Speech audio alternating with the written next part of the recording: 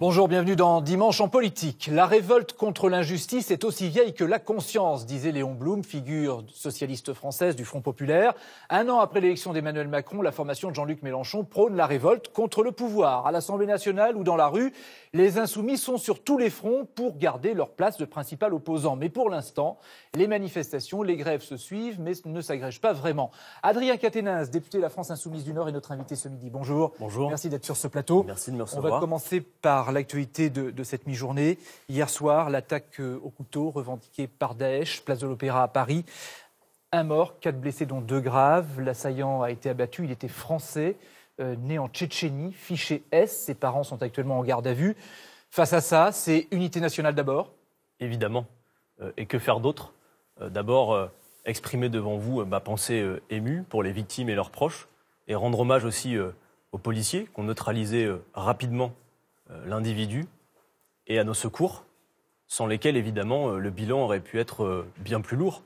Et c'est clair qu'à cette heure, il n'y a pas lieu de mener quelque polémique que ce soit, car ceux qui revendiquent cette attaque veulent nous diviser. Et donc, ils doivent savoir qu'en s'attaquant à la République, ils ne trouveront pas de faille entre nous dès lors qu'il s'agira de leur faire face. Emmanuel Macron a réagi sur Twitter depuis Brégançon, où il passe quelques jours. Il dit « La France paye une nouvelle fois le prix du sang, mais ne cède pas un pouce aux ennemis de la liberté ». La France est une cible particulièrement. La France, comme d'autres, il y a... Pas plus que d'autres. Mais il y a déjà eu, ne serait-ce qu'en Europe, ces dernières années, plus de 17 actes de ce type. Et puis, il faudrait quand même se souvenir aussi que ceux qui payent le plus lourd tribut de ce type d'attaque se trouvent aussi au Proche et au Moyen-Orient. Donc, c'est quelque chose de global, et nous n'en avons pas terminé. Et évidemment que le moment est à l'unité face à cela, et ne surtout pas céder aux polémiques et avoir une politique rationnelle en la matière. Vous savez, on a voté beaucoup de lois antiterroristes ces dernières années. Justement, le ministre de l'Intérieur soulignait ce matin, par exemple, que les policiers ont pu réagir et ouvrir le feu parce qu'ils étaient en situation de danger, ce que prévoit la nouvelle loi antiterroriste que vous n'avez pas votée. Non, parce que nous considérons effectivement que face aux actes que nous avons subis, la réponse n'est pas sans cesse à l'agitation législative. Voyez-vous, pas législative, mais en l'occurrence là, ils ont pu utiliser leurs armes. Là, ce n'aurait pas pu faire avant. D'abord dire que, et c'est ce qui a été rappelé notamment par la préfecture de police, à chaque fois que nous pouvons capturer ces individus vivants, y compris pour le besoin de l'enquête, c'est toujours préférable. Là, en l'occurrence, l'important, c'est que dans un temps record, l'individu ait été neutralisé et qu'il n'ait pas pu faire plus de victimes. Tout de même, nous déplorons un mort et, grâce au secours, 4 blessés qui auraient pu être, dont la vie aurait pu être mise en cause, sont sauvés. Moi, ce que je veux dire, c'est que face aux attaques que nous subissons, il faut une politique rationnelle. Voyez-vous, pour faire court, sur le débat sur la loi antiterroriste, nous avions beaucoup discuté des manières dont nous pouvions faire face à ces attaques. En réalité, celles et ceux qui se laissent aller, y compris aujourd'hui, à dire que le risque zéro n'existe pas, se trompent. Nous avons dans notre arsenal législatif tout ce qu'il faut pour faire face à ces actes. Mais la réponse est multifactorielle. Elle se situe à la fois au niveau des conflits mondiaux dans lesquels la France a quelque chose à dire. Elle se situe évidemment dans la prévention, dans le renforcement, par exemple, des anticorps républicains. Quand vous dites à l'international, par exemple, ça veut dire la présence de la France en Syrie, clairement ? Eh bien, clairement, peut-être qu'on peut se poser certaines questions, notamment dans les liaisons parfois de la France avec certaines monarchies du Golfe, dont on sait bien qu'elles jouent un rôle dans le financement de celles et ceux qui ensuite revendiquent ce type d'exactions.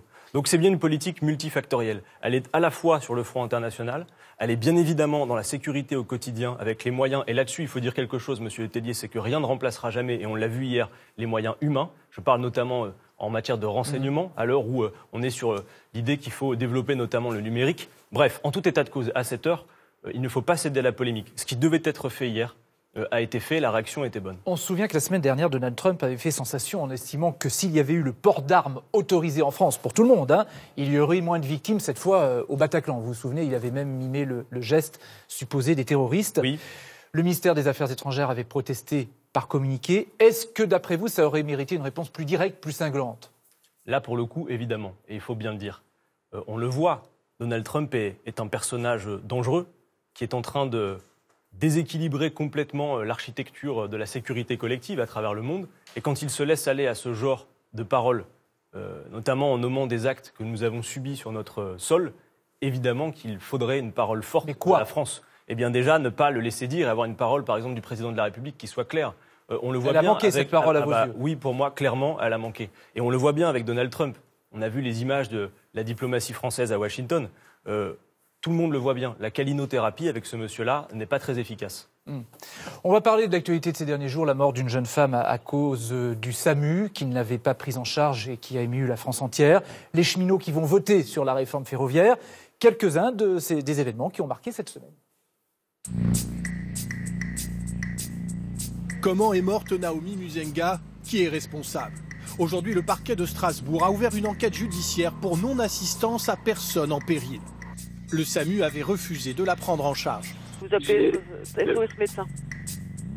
Je peux pas. Vous pouvez pas? Ah non, vous pouvez appeler les pompiers, mais vous pouvez pas. Oui, vous allez mourir, certainement un jour, comme tout le monde. Je pense qu'il y a eu des dysfonctionnements, évidemment à l'échelon individuel, mais aussi une manque de remontée d'informations de la part du SAMU de Strasbourg. Emmanuel Macron ravive la flamme devant la tombe du soldat inconnu. Une façon de rendre hommage à tous les soldats morts pour la France. Une absence remarquée, celle de François Hollande. L'ancien président, très critique ces derniers temps à l'égard d'Emmanuel Macron, s'est excusé. Après le chant des partisans entonné par le chœur de l'armée française, il va saluer les anciens combattants. Très ferme, c'est toujours la politique qui veut que je la merde. Je ne commenterai pas ce que vous avez dit, mais tout le monde peut s'exprimer, mais il faut qu'il y ait un peu d'ordre. Des étudiants en colère face à des CRS qui répondent avec des gaz lacrymogènes. La tension est montée rapidement au centre d'examen délocalisé d'Arcueil ce matin. Des militants soutenus par les postiers et le député de la France Insoumise, Éric Coquerel. Il ne faut pas penser qu'il est légitime d'organiser comme ça des examens en dehors d'une fac. C'est pas des conditions d'examen favorables. Franchement, on en a marre en fait. Les syndicats sont tombés d'accord. Les cheminots seront bien consultés. Êtes-vous pour ou contre le pacte ferroviaire porté par le gouvernement? Il n'y a pas d'enjeu de participation, c'est une question de réponse à l'argument qui consisterait à dire que 80% des agents sont favorables à cette réforme. Dès lundi, les salariés de la SNCF auront 10 jours pour voter. On va commencer, Adrien Quatennens, par l'affaire Naomi Muzenga, le SAMU de Strasbourg. La ministre de la Santé va recevoir les médecins urgentistes demain pour voir ce qu'il est possible de faire et d'améliorer. Vous êtes membre de la commission des affaires sociales à l'Assemblée nationale. Qu'est-ce que vous demandez? Je pense que nous devrions, en commission des affaires sociales, entendre et pouvoir entendre la ministre. Parce que dans cette affaire... Vous demandez à ce qu'elle soit entendue? Oui. Car dans cette affaire, si l'on ne peut pas écarter, bien évidemment, la responsabilité individuelle de l'opératrice, il ne faudrait pas être tenté de le faire. Il y a une responsabilité individuelle, incontestablement. Aucun contexte n'excuse cela. Par contre, nous devons avoir quelques explications. Car on le sait, entre la fin des années 80 et aujourd'hui, le nombre de personnes qui se présentent dans les services d'urgence a considérablement augmenté. On est passé de 8 millions en 1988 à 21 millions en 2017. Et le nombre d'appels pris dans les centres qui reçoivent les appels pour le SAMU ont augmenté de manière conséquente. Est-ce que ça veut dire que le système du SAMU est caduc? Mais ça veut dire que, globalement, Monsieur Letellier, dans le service public, et en particulier la santé, qui est la pointe avancée, qui subit les conséquences de politiques libérales et d'austérité successives, vous avez beaucoup de gens qui sont en souffrance dans ces services parce qu'on ne leur donne pas les moyens de faire correctement leur travail. Alors, si on l'a vu dans plein de services. Si Agnès Buzyn est en face de vous, que, à la commission des affaires sociales, vous lui posez quelle question? Eh bien, je lui dirais, Madame la ministre, quiconque dans ce pays aujourd'hui a fait l'expérience d'un service de santé pour soi ou pour ses proches voit bien que ce n'est pas à la hauteur de la 5e puissance économique du monde. Alors, quelle question vous lui posez? En l'occurrence, allez-vous, Madame la ministre, donner plus de moyens, et y compris aux services d'urgence? Parce qu'on peut toujours déplorer le fait qu'il y aurait un parcours de soins mal adapté, que les gens ont recours d'abord et avant tout aux services d'urgence plutôt que de passer par la médecine généraliste notamment. En réalité, on voit bien qu'il n'y a pas eu les effectifs et les moyens humains et financiers mis en conséquence avec le nombre de personnes qui se présentent dans ces services. Aujourd'hui, nous avons un vrai problème. Les services de santé ne tiennent plus que par le dévouement absolu de fonctionnaires qui s'y trouvent, et ça craque de tous côtés. Et clairement, c'est la pente avancée des attaques du service public qui est concentrée sur la santé. On va parler Il faut y mettre les moyens. De la SNCF, entreprise publique. À partir de demain, les cheminots vont voter pour ou contre la réforme de la SNCF. Ce sont les syndicats qui sont à l'origine de ce référendum, on va l'appeler comme ça. Souhaitez-vous, vous, que le conflit se termine le plus rapidement possible? Moi, je souhaite surtout que, pour que le conflit se termine le plus vite possible, le gouvernement renonce à sa réforme. savez, purement et simplement, il n'y a rien à discuter. Non, pour une raison simple, monsieur Le Tellier, c'est que souvent quand on discute de cette réforme, il y a un préalable, c'est l'ouverture à la concurrence. Moi, à cette heure, je suis désolé, personne n'a été capable de me faire la démonstration que l'ouverture à la concurrence signifie plus d'efficacité. Voyez-vous, quand on a ouvert à la concurrence, par exemple, dans le domaine de l'énergie, on a vu qu'on crée un marché de toutes pièces, parfois artificiellement, simplement par une pure vision idéologique. Est-ce que pour autant ça a amélioré le service? Est-ce que les gens qui nous écoutent ont le sentiment que leurs factures ont baissé? Non.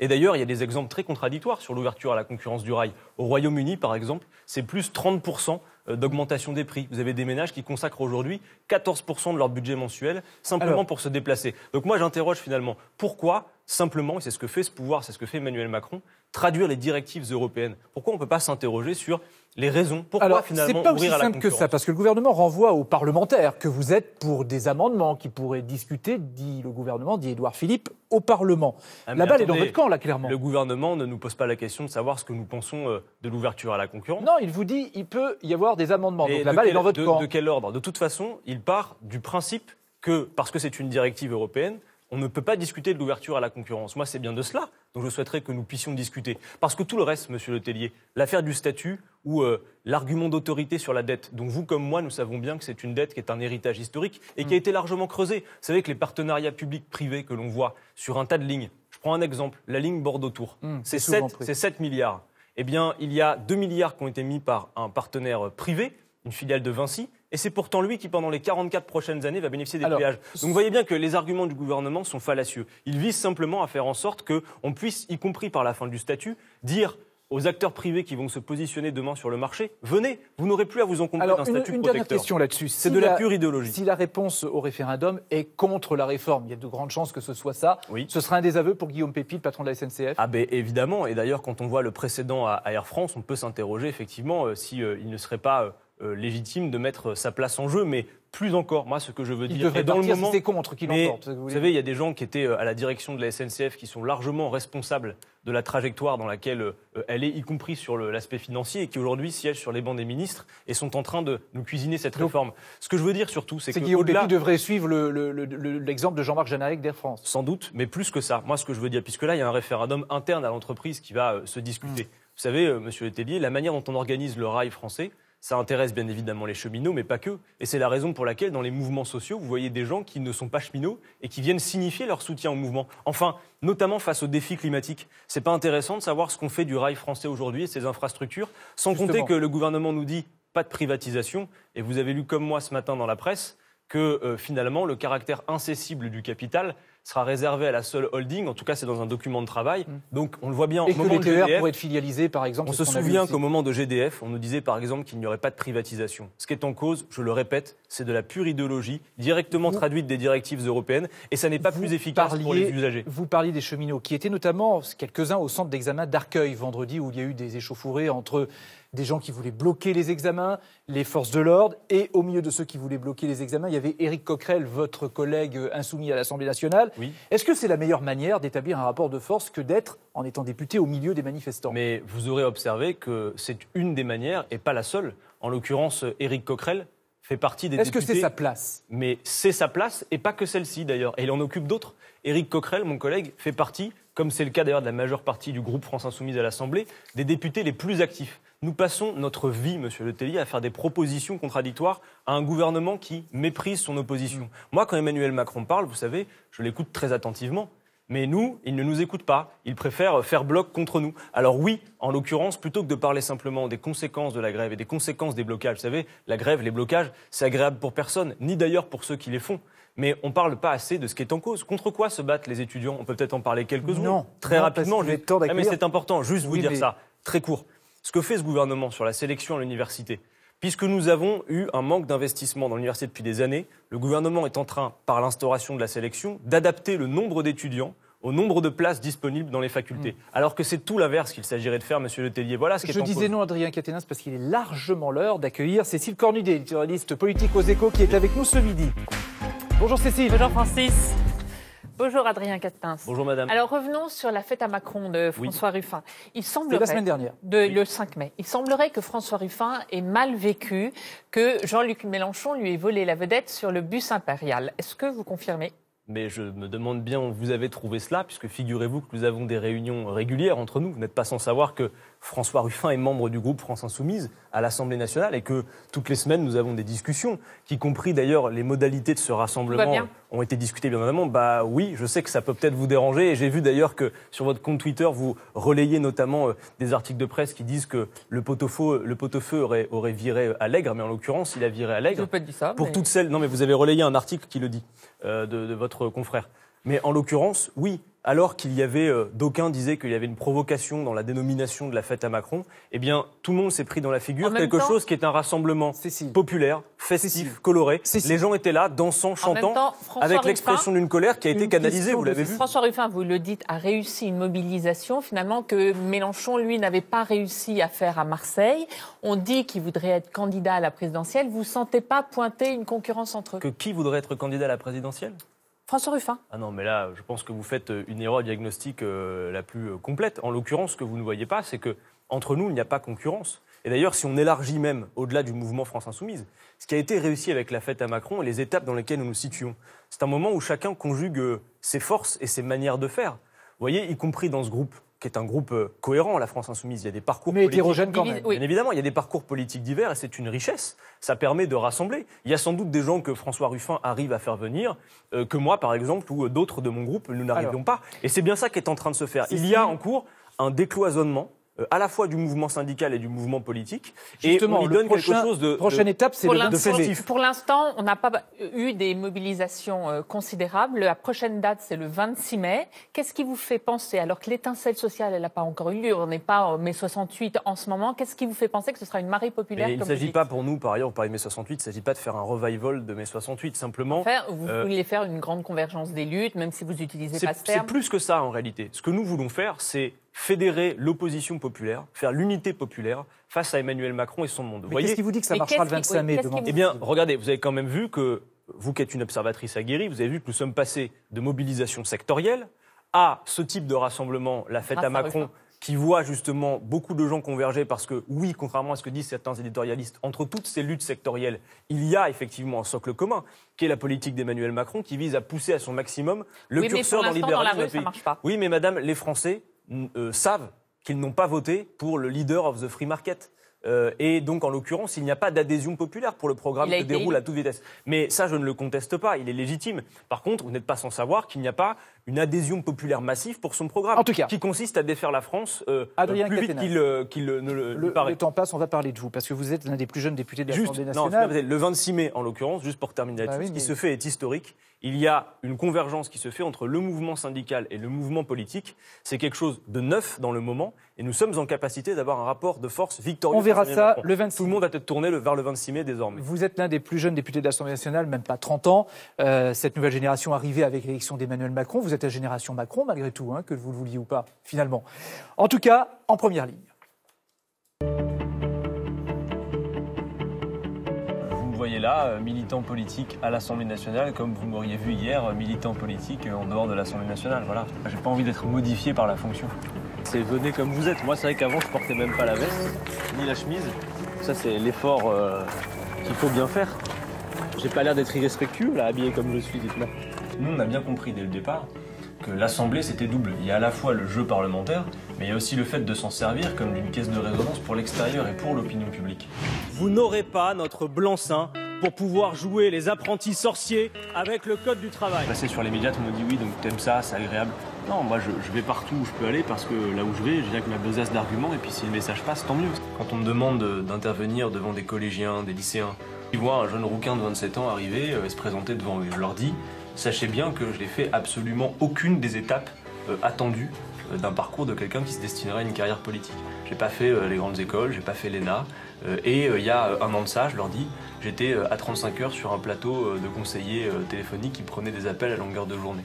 Voilà quelle était ma vie. Mais est-ce que vous vous sentez fils spirituel de Jean-Luc Mélenchon, par exemple? Fils spirituel, je sais pas si je peux y prétendre. Ce qui est sûr, c'est que Jean-Luc a été celui qui a réussi à un moment de ma vie à faire en sorte que je passe le cap de l'engagement. Moi, je considère que tant que Jean-Luc Mélenchon est dans notre jeu de cartes, j'ai envie de dire, pour moi, c'est la meilleure des cartes à jouer.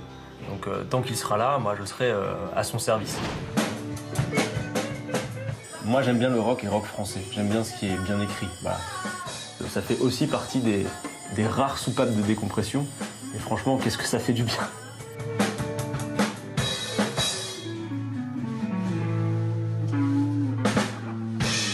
C'est quoi le morceau, là, vous disiez ?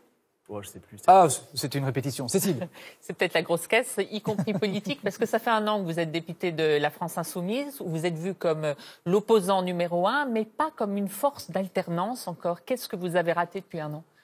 Je pense surtout qu'il faut qu'on gagne à être entendu. Vous voyez, systématiquement dans le débat... Vous êtes entendu, mais finalement, il ne se construit rien d'alternatif. Non, ce n'est pas vrai. Moi, je vois effectivement les choses progresser dans le pays, parce que si nous n'avons pas réussi à faire passer autant d'amendements que nous aurions voulu, vous n'êtes pas sans savoir que nous sommes d'abord et avant tout la première force de proposition. Nous, on est fort, vous savez, d'un programme politique, c'est 357 propositions, éventuellement 357 propositions de loi. Le problème, c'est que le débat parlementaire est biaisé. Chacun campe sur ses positions. Moi, dans l'idéal, je me dis qu'un débat parlementaire, on peut être parfois convaincu par ses adversaires politiques. Il m'arrive, moi, de voter avec la majorité. Et en face de moi, j'ai toujours une majorité qui, quand ça vient des bancs de la France Insoumise, fait bloc contre nous. Alors par contre, c'est que, comme je le dis dans le reportage, c'est qu'on se sert aussi de nos propositions. On a fait par exemple un contre-budget complet, on fait des contre-propositions. Vraiment matériellement, il y a du travail et ça se voit. Et dans le pays, ça continue à infuser. Aussi pour la raison que l'élection présidentielle n'a rien calmé des colères du pays. Vous savez, j'ai des gens qui viennent me voir qui me disent « j'ai jamais voté à gauche de ma vie ». Et je vous écoute avec beaucoup d'attention. Alors on va écouter Cécile aussi.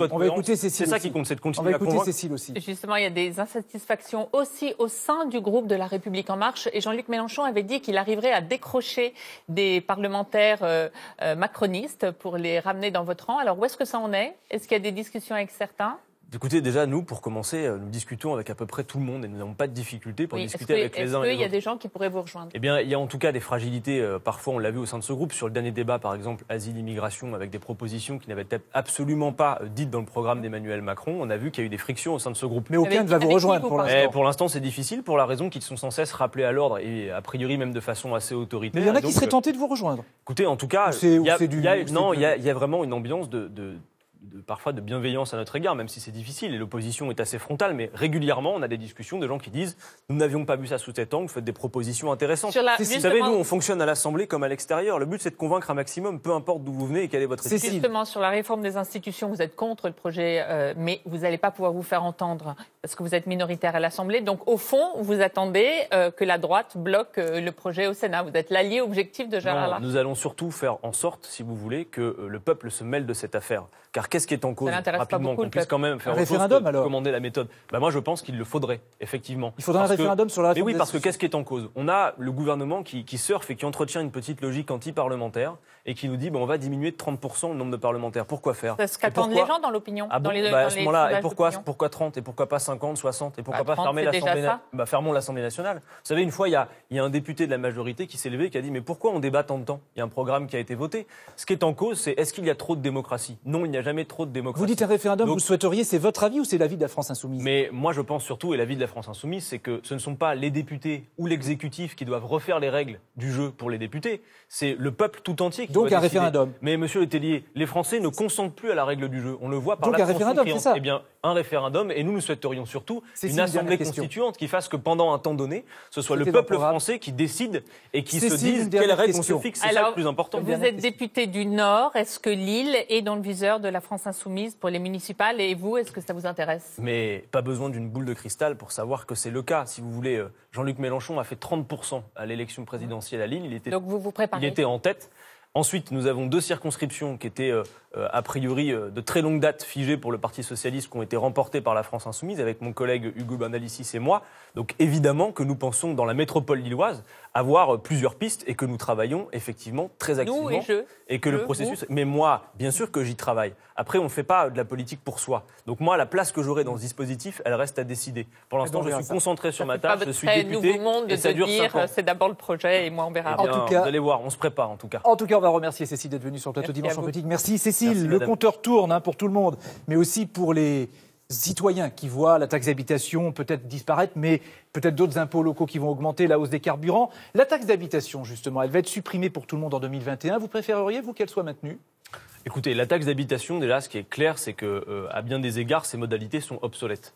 Elle est basée notamment sur les éléments plans cadastraux de 1970. Donc, est-ce que vous souhaiteriez qu'elle soit maintenue? Moi, je dis en tout cas qu'il faut que si elle est supprimée, il faut qu'elle soit largement compensée. Parce que ce qui est en cause aussi, c'est la libre administration, notamment des communes, que ce gouvernement met à mal. Parce qu'il faut quand même le dire aux Français. La taxe d'habitation, vous la payez. Si demain vous ne la payez plus, a priori, vous pouvez vous dire mon pouvoir d'achat va augmenter. En réalité, la taxe d'habitation, ce qu'il faut dire, c'est qu'elle sert à financer bon nombre des compétences des communes. C'est le cas notamment des centres sportifs, des centres culturels. Donc, si vous voulez, il y a un peu l'habileté de ce gouvernement de dire on va vous redonner du pouvoir d'achat, mais en réalité, il faut bien voir que le reste à charge derrière, vous allez le payer. Autre chose qui augmente, c'est le prix des carburants. Absolument. Il y en a pour 26 milliards dans cette affaire. Oui, autre chose qui augmente, c'est le prix des carburants, notamment à cause de l'augmentation du prix du carburant, mais aussi de la taxe écologique. Et des marges, monsieur Letellier. Et de la taxe écologique aussi sur le gazole de 10 centimes quand même, pour inciter les gens à quitter le diesel. Vous souhaiteriez que cette taxe soit supprimée? Mais je dis surtout que ce type de taxe ne fait pas preuve de son efficacité en matière écologique. Voyez-vous, en l'occurrence, les personnes qui notamment se situent dans les zones rurales ou en banlieue sont complètement dépendantes de leurs véhicules. Donc nous sommes plutôt favorables à une planification écologique qui viserait notamment à permettre à tout le monde de disposer de transports collectifs. Mais cette taxe, pour l'instant, vous ne demandez pas sa suppression. Mais pour le moment, en tout cas, ce que nous souhaiterions, c'est que le pouvoir d'achat des Français soit réellement augmenté. Mais comment? Par exemple, par l'augmentation du SMIC. Et à l'heure où on nous dit que les indicateurs économiques sont au vert, il serait peut-être de bon ton que le président des riches descende un peu de son piédestal et fasse des signaux favorables pour le peuple. Pour terminer, un bruit qui court. Dans une semaine, vous savez, c'est le mariage princier. Oui. Au Royaume-Uni. Le prince Harry épousera Meghan Markle. C'est un événement que vous allez suivre? Non, pas trop. Vous savez, moi, la monarchie, c'est pas trop ma tasse de thé. Moi, je suis plutôt un républicain convaincu, vous l'aurez compris. Et en un mot quand même, le Royaume-Uni va quitter l'Union européenne dans un an. Le Brexit, c'est une bonne ou une mauvaise chose?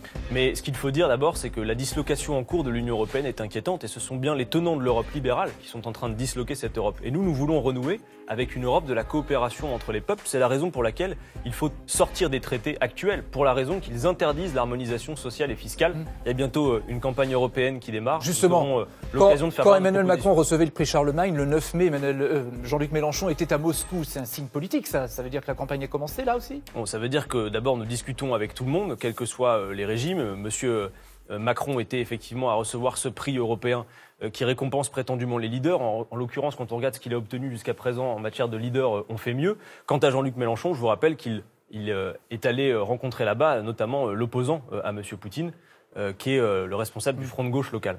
Merci Adrien Quatennens d'avoir accepté notre invitation de invité. Dimanche en politique, à retrouver sur le site France Info, France TV, le compte Twitter de l'émission.